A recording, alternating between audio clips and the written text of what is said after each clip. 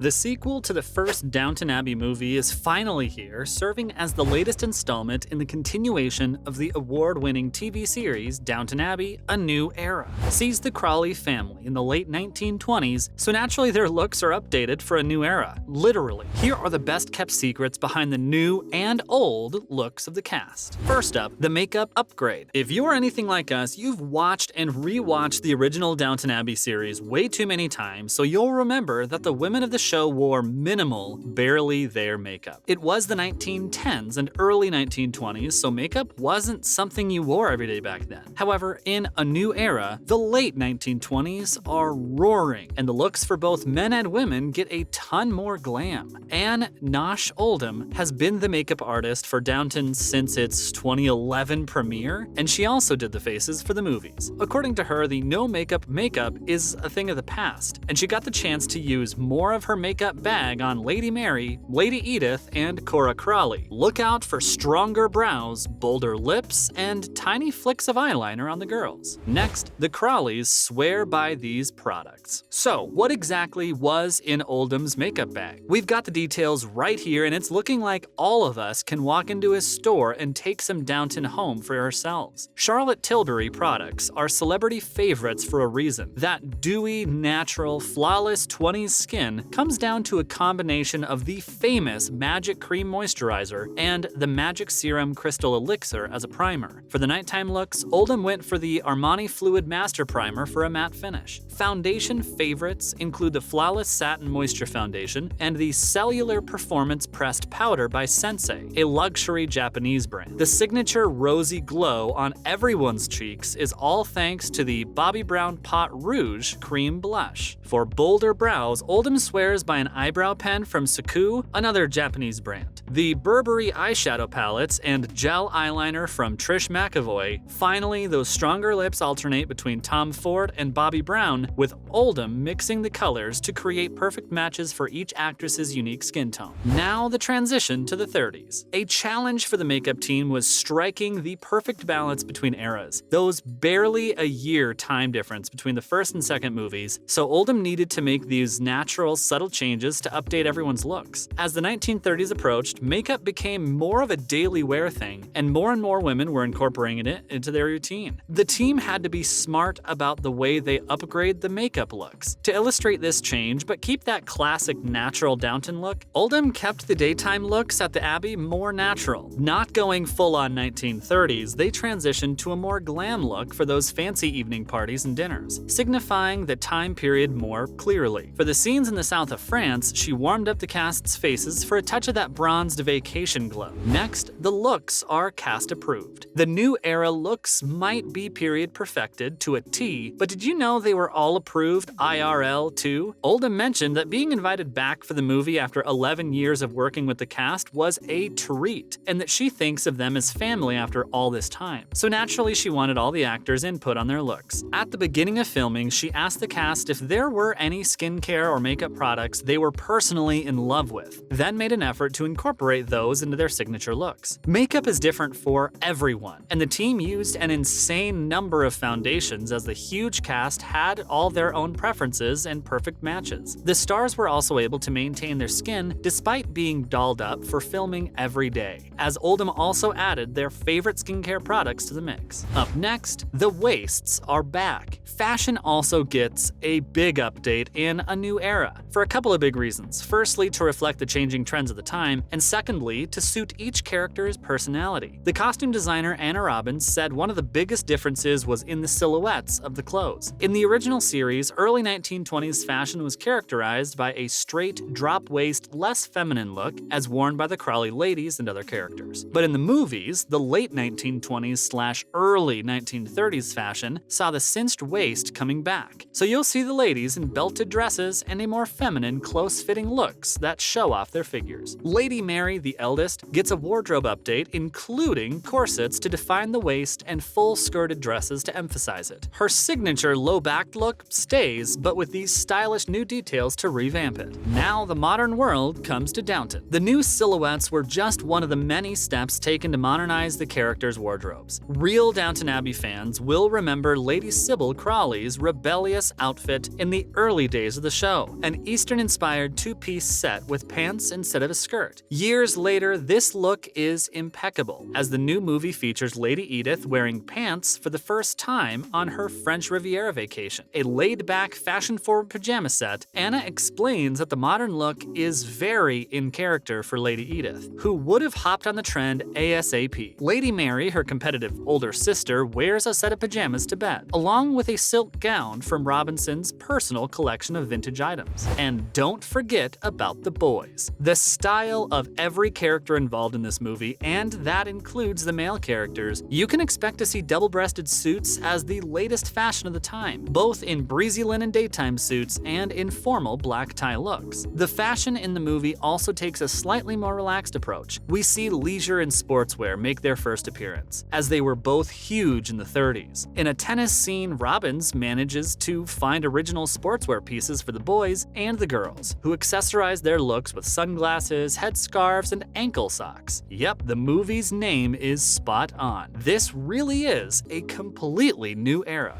Next, the inspiration behind the wedding dress. Lucy and Tom get married in the movie, and Lucy's wedding dress is as real as it gets. The costume department deserves all the applause for their faithful recreations of the era's clothing. Anna found a picture of an actual 1920s copy of Vogue magazine and almost exactly recreated it. The dress is a classic style, but ties into Lucy's personality. A fitted waist and layers of flowy tulle on the skirt ensure that she'll be able to dance at her wedding. Unlike the more refined Crawley ladies who were married at Downton, after all, Lucy was introduced to us as a lady's maid, and she stayed humble and true to her roots despite inheriting a huge estate and marrying Tom. She also gets a super fancy veil and a diamond and pearl tiara to round off the look. The wedding is also the first scene in the movie, so the dress had to establish a more modern vibe for the rest of the story, and that's supported by the rest of the amazing costumes we get to see. Now, old Hollywood glam.